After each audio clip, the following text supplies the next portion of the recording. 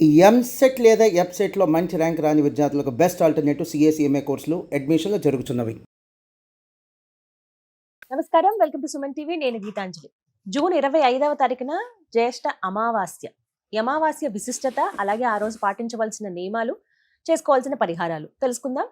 వివరించేందుకు ప్రస్తుతం మనతో పాటు ఉన్నారు ప్రముఖ జ్యోతిష్యులు బ్రహ్మశ్రీ నందిభట్ల శ్రీహరి శర్మ గురువు గారు. వారితో మాట్లాడదాం. గురుగారు నమస్కారం అండి. వాగర్థావివ సంపృక్తౌ వాగర్థ ప్రతిపత్తయే జగతః పితరౌ వందే పార్వతీ పరమేశ్వరౌ. ఆదిత్యాయ చ సోమాయ మంగళాయ బుధాయ చ గురుశుక్ర శనిభ్యశ్చ రాహవే కేతవే నమః. శృంగేరి జగద్గురు పీఠాధిపతులకి, కంచి పీఠాధిపతులకి నమస్కారములు తెలియజేసుకుంటూ కార్యక్రమాన్ని ప్రారంభిద్దాం. గురుగారు, జ్యేష్ఠ అమావాస్య విశిష్టత ఏంటి? ఏమైనా ప్రత్యేకత ఉందా? ఈ రోజున ఏమైనా నియమాలు పాటించాలా? ఏమైనా పరిహారాలు చేసుకోవాలా? ఎవరు ఏ విధంగా చేసుకోవాలి తెలియజేయండి. జ్యేష్ఠ బహుళ అమావాస్య 25వ తారీఖు రోజున ఏర్పడిందమ్మా. మృగశిర నక్షత్రంతో కూడుకున్నటువంటి, ఆరుద్ర నక్షత్రంతో కూడుకున్నటువంటి అమావాస్య. అమావాస్య ప్రధానంగా ఇందులో విశేషం ఏంటంటే ఆరుద్ర నక్షత్రం రావడమే చాలా విశేషం. ఎందుకనంటే సహజంగా పిశాచ రూపాన్ని సూచించే గ్రహము రాహు. ఈ రాహుకి చెప్పబడినటువంటి నక్షత్రములు ఏంటి? ఆరుద్ర, స్వాతి, శతభిషం. సో పిశాచ రూపం అంటే అర్థం ఏంటంటేనమ్మా, అంటే మరణించినటువంటి వ్యక్తి యొక్క ఆత్మ చక్కగా దివ్యలోకానికి చేరుకొని నరకమో స్వర్గమో ఏదో ఒకటి అనుభవించి మళ్ళీ జన్మెత్తాలి. అయితే దుర్మరణం పాలైనటువంటి ఆత్మలు అంటే road accident, fire accident, suicide attempt, నదిలో బావిలో పడి చనిపోవడం, ఇంట్లోంచి వెళ్ళిపోవడం, లివర్ ఫెయిల్యూర్, కిడ్నీ ఫెయిల్యూర్, క్యాన్సర్తో చనిపోవడం, లేదా 60 సంవత్సరాల లోపల ఏ విధంగానైనా చనిపోయినా, ఎలాగైనా చనిపోయినా, అలాగే దీర్ఘకాలిక రోగాలు అంటే లివర్ ప్రాబ్లం, కిడ్నీ క్యాన్సర్ రోగాలతో పాటు చెప్పాలంటే నర్వ్ సిస్టమ్తో బాధపడుతున్న పెరాలసిస్ అట్లాంటివి, డయాబెటిక్, థైరాయిడ్, బీపీ, ఇవన్నీ దీర్ఘకాలిక రోగాలే కదా. చెప్పాలంటే ఇవన్నీ రోగాలతో బాధపడే వాళ్ళు కూడా ఈ పితృదోషాలలో ఉన్నటువంటి కుటుంబాల్లో ఇవి ఏర్పడతాయి. పితృదోషాలతో ఉన్నటువంటి కుటుంబాల్లో వచ్చేటువంటి ఇబ్బందులు ఏంటంటే తరచూ అనారోగ్య సమస్యలు అవుతుంటుంటాయి. ఆడపిల్లలే ఉంటారు కుటుంబంలో, మళ్ళీ ఇంటర్ కాస్ట్ రిలీజియన్ మ్యారేజ్లు అవుతుంటాయి, కుటుంబ సభ్యుల మధ్య అవగాహన ఉండదు, కుటుంబ వ్యక్తులు మద్యం, మత్తు పదార్థాల వంటికి లోనైపోతుంటారు, జైలు పాలు అవుతుంటుంటారు, డైవోర్సులు జరుగుతుంటుంటాయి, వ్యాపారంలో నష్టం వస్తూ ఉంటుంది. ఎన్ని పనులు చేసినా దైవం కరుణించట్లేదు, ఆ దేవుడు లేడు అన్న వాళ్ళకే ఈ పితృశాపాలు, ఇటువంటివి చెప్పినటువంటి సమస్యలు ఉన్న వాళ్ళందరూ పితృశాపాలు ఉంటాయి. ఈ పితృదోషాలు, పితృశాప ప్రభావాలు ఉన్నటువంటి కుటుంబాల్లో ఏంటంటే ఏ పని అనుకున్నా అయిపోతుందన్నట్టు అనిపిస్తుంది, ఆ పని కాదు. డబ్బులు బాగా సంపాదించి ఒక అనాలోచిత నిర్ణయం తీసుకుని ఎక్కడో ఒకడ దాన్ని ఇన్వెస్ట్మెంట్ చేయడం, పూర్తిగా నష్టపోవడం. ఫ్లైట్లో తిరిగిన వాళ్ళు సైకిల్ మీద తిరగాల్సిన పరిస్థితి వస్తుంది. ఒక ఉద్యోగము సరిగ్గా ఉండదు, గొప్ప చదువుతారు, పిహెచ్డీలు చేస్తారు. ఇప్పుడు రోడ్డు మీద ఎంతో మంది పీజీలు చేసి, పిహెచ్డీలు చేసి అడుక్కునే వాళ్ళు ఎంతమంది లేరు? మన సుమన్ టీవీలోనే ఎంతమందిని ఇంటర్వ్యూ చేయలేదు? గొప్పగా చదువుకుంటుంటారు. ఏం కర్మరా అనంటే ఆ దోష ప్రభావాలు ఉన్నప్పుడు అవి. ఇంకా చెప్పాలి అంటే పెళ్లిళ్ళు కావమ్మా. ఈ కాలంలో పెళ్లిళ్ళు కాక ఇబ్బంది పడుతున్నారు అని అంటే పితృదోషమే, సమస్య లేదు. 1కి 4-5 పెళ్లిళ్ళు అవుతున్నా సంతానం కలగకపోయినా పితృశాపమే. ఇక తల్లిదండ్రుల మాట పిల్లలు వినట్లేదు, చెడ్డదారిలో పోతున్నారంటే పితృశాపాలు ఉంటేనే. లేకపోతే పూర్వకాలంలో ఇవన్నీ ఉన్నాయా? ఎక్కడో రేరుగా ఉండేది. ఇప్పుడు ప్రతి కుటుంబంలో ఉంది. అంటే ఒక రకంగా చెప్పాలి అంటే 100కి 99% మంది ఈ పితృశాపాలతో బాధపడుతున్నారు. కాబట్టి ఇటువంటి అమావాస్య అద్భుతమైనటువంటి కలయిక. ఆరుద్ర నక్షత్రము, అమావాస్య ఉన్నటువంటి రోజున సాధారణంగా పితృదేవతల్ని ఆరాధన చేయాలి. ముఖ్యంగా అంటే పిండ ప్రదాన కార్యక్రమం మరియు తిలలతో తర్పణాది కార్యక్రమాలు చేయాలి. ఇవేవీ చేయలేనటువంటి వాళ్ళు బ్రాహ్మణుడికి స్వయంపాక దానం చేయాలి. పితృశాప ప్రభావాలు ఉన్న వాళ్ళు పితృదోష పరిహారం చేసుకోవాలమ్మా. చాలా మంది అనగానే చెప్పగానే గూగుల్ తల్లి ఉంది కదా, మనకు సిరి ఏంటి ఇవన్నీ చెప్పనగానే అన్ని చెప్పేస్తుంటది కదా, అలాగే గూగుల్ తల్లి దగ్గరికి వెళ్ళిపోతాం. పితృదోషము ఎక్కడ అనగానే అన్ని లిస్టు పంపిస్తుంటది. టకటక మన వాళ్ళు అద్భుతం, గురువు గారు పితృదోషాల గురించి చెప్పారు, మనం గూగుల్లో చూసుకున్నాం అనగానే అటు ఎక్కడో మహారాష్ట్రనో లేకపోతే తమిళనాడో లేకపోతే కర్ణాటకలోనో ప్లేస్లు వస్తాయి.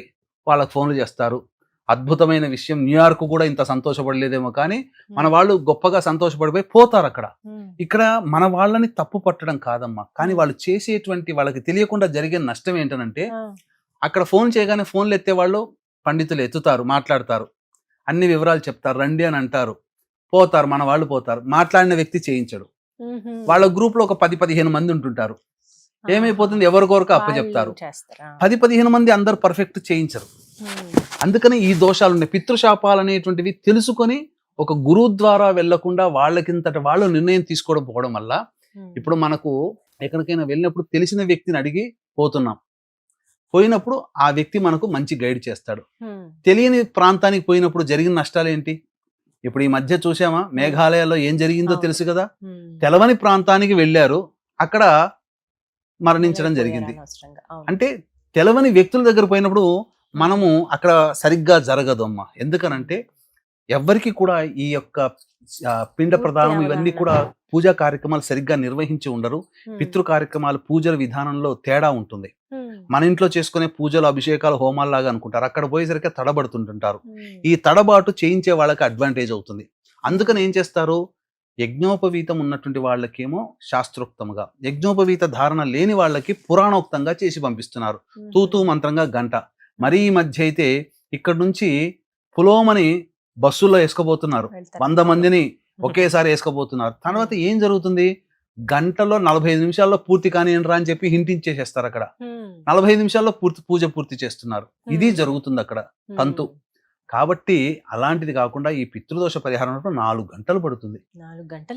ఇటువంటిది ఈ మధ్య చాలా మంది చేసేటువంటి అబద్ధపు ప్రచారం ఏంటంటేనమ్మా, ఉన్నవే 27 నక్షత్రాలు. 27 నక్షత్రాల్లో దుష్ట నక్షత్రాలు కొన్ని ఉన్నాయి, రాక్షస గణ నక్షత్రాలు అంటారు. అందులో జన్మిస్తేనే దోషము, అంతే తప్ప జనన దోషం అంతే. కానీ ఏకరు పెట్టేస్తారా, ఆకారం నుంచి ఆ ఈ అన్నట్టుగా లెక్క పెట్టి ఆహా వరకు చదువుకుంటూ పోతారు కదమ్మా. అట్లా 19 ఉన్నవి 27 నక్షత్రాల్లో 19 నక్షత్రాలు ఏదో పాట పాడినట్టు చదువుకుంటూ పోయి ఆ 19 నక్షత్రాల్లో పుడితే పితృదోషం అంటున్నారు. ఇది ఎక్కడా శాస్త్రంలో లేదు. ఇటువంటివన్నీ కూడాను జనాలు తెలియక మాకంటే మాకుంది అనుకుని పోయి చేసుకుంటున్నారు. తద్వారా ఏమంటారు, తలకాయ నొప్పి లేస్తే మోకాలికి మందు రాసినట్టుగా ఉంటుంది. కాబట్టి అటువంటివి చేయకూడదమ్మా. కాబట్టి డైరెక్ట్ గా వెళ్ళి చేసుకోవడం కంటే కూడా ఒక గురువు ద్వారా వెళ్ళడం అనేటువంటిది సహేతుకం. ఏమవుతుంది, పెద్ద తేడా ఏమీ రాదు, 1000-2000 తేడా ఉంటుంది అంతే. స్వయంగా వెళ్ళినా గురువు ద్వారా వెళ్ళినా ఒక 1000-2000 తేడా ఉంటుంది అంతే తప్ప పెద్ద మార్పు అంటూ ఏమీ ఉండదు. కానీ మీకు ఎటువంటి అంటే ఆ 1000-2000 కోసం మొహం చూసుకుంటే రేపు పొద్దున ఏమవుతుందంటే సరిగ్గా చేయించకపోవడం వల్ల ఫలితం రాదు. ఇంత చేసి బాధపడాల్సి వస్తుంది ఫలితం లేకుండా. కాబట్టి వీక్షించేటువంటి ప్రేక్షకులు చక్కగా ఇటువంటి పితృదోష కార్యక్రమం మన పీఠం ఆధ్వర్యంలో ప్రతి నెల జరుగుతుంది. అలాగే ఈ యొక్క జ్యేష్ఠ బహుళ అమావాస్య 25వ తారీఖు రోజున మన పీఠం ఆధ్వర్యంలో జరుగుతుంది. అవకాశం ఉన్న వాళ్ళు కార్యక్రమ తదనంతరం కాంటాక్ట్ చేసి పూర్తి వివరాలు తెలుసుకోవచ్చు. 24వ తారీఖు రోజున బయలుదేరుతున్నాం. 25వ తారీఖు రోజున ఈ కార్యక్రమం జరిపిస్తున్నాం. ఆరుద్ర నక్షత్రం ఉన్నప్పుడే చేయించడం జరుగుతుంది. ఆరుద్ర నక్షత్రం ఉన్నప్పుడే చేసుకోవాలి. ఎందుకు అనంటే చాలా విశేషం. ఎందుకంటే ఆ యొక్క పితృ మారకత్వాన్ని, పిశాచత్వాన్ని సూచించేవాడు రాహు. అటువంటి రాహు నక్షత్రం ఆరుద్ర నక్షత్రం. పైగా ఆరుద్ర నక్షత్రము గురువు బుధులతో కలిసి ఉంటుంది ఆ రోజున. కాబట్టి నరకలోకంలో బాధలు పడుతున్నటువంటి ఈ పితృశాపాలకు గురైనటువంటి ఆత్మలకి విముక్తి కలుగుతుంది. సింపుల్ గా ఎందుకు చేసుకోమంటారనంటే, చనిపోయినటువంటి వాళ్ళ యొక్క ఆత్మ మోక్షాన్ని పొందకుండా, వాళ్ళ డెస్టినీ వాళ్ళు వెళ్ళకుండా ఏమవుతుందంటే ఒక రకమైనటువంటి బాధను అనుభవిస్తుంది. అది నరకయాతన అంటారు. నన్ను ఎవరైనా వాళ్ళ వంశంలో వాళ్ళకి తెలియజేస్తుంది. ఆ తెలియజేసే క్రమమే ఈ యొక్క కష్టాలు నష్టాలు అనేటువంటివి. ఇప్పుడు ఎందుకు మనకు కష్టాలు పడుతున్నాం రా అంటే దీనికి కారణం ఈ పితృశాపాలు. కాబట్టి ప్రతి ఒక్క కుటుంబంలో ఈ యొక్క పితృదోషాలు ఉన్నాయమ్మా. కాబట్టి ఖచ్చితంగా చేసుకోవాల్సిందే. మారు బలులు కోరుకుంటాయి. ఒకసారి జరిగింది మళ్ళీ ఇంకొక మారు బలులు జరుగుతుంది. కాబట్టి అవకాశం ఉన్న వాళ్ళు చక్కగా ఈ యొక్క కార్యక్రమంలో 24వ తారీఖు రోజున బయలుదేరుతున్నాం. 25వ తారీఖు రోజున కార్యక్రమం జరిపించుకొని మళ్ళీ 26 ఉదయం కల్లా వచ్చేస్తాం. కానీ ఎట్టి పరిస్థితుల్లో కూడా ఇప్పుడు చెప్పినటువంటి కొన్ని 19 నక్షత్రాలు చెబుతుంటుంటారు. ఆ నక్షత్రాలు పుడితే పితృశాపము కాదండి. ఉన్న 27 నక్షత్రాల్లో 11 నక్షత్రాలు పుడితే నక్షత్ర జనన దోషము. అసలు పితృశాపం అంటే ఇంతకుముందు చెప్పినటువంటి లక్షణాలన్నీ మీ కుటుంబంలో ఉంటేనే పితృదోషము తప్ప నక్షత్రంలో పుడితే పితృదోషము అది శాస్త్రము కాదు. అది అటువంటి దాన్ని మీరు గ్రహించకండి అని చెప్పవచ్చు. చక్కగా వివరించారు గురుగారు. ధన్యవాదాలండి. సర్వం శ్రీ ఉమామహేశ్వర పరబ్రహ్మార్పణమస్తు.